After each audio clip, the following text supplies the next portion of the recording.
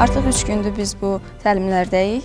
IOSH təhlükəsizlik proqramı çərçivəsində biz öyrəndiyimiz məlumatlar bir daha bizə göstərdi ki, təhlükəsizlik reaksiya verməkdə yox, ümumiyyətlə öncədən planlamaqda başlayır və öyrəndiyimiz bu bilikləri də növbəti etapda təbii ki, öz üzvlərimizə, həmçinin bizə üzv olan təşkilatların əməkdaşlarına ötürmək əsas məqsədimizdir.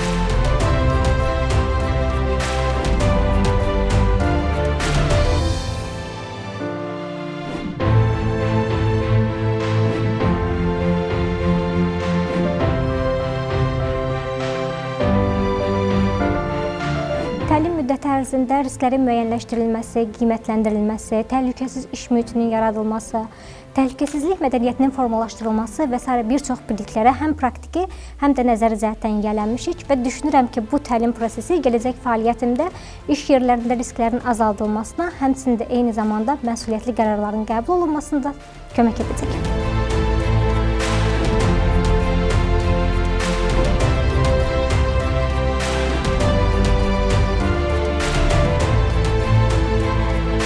Bu təlim mənə iş mühitində təhlükələri daha tez görməyi, riskləri düzgün qiymətləndirməyi və preventiv tədbirlər görməyi öyrətdi.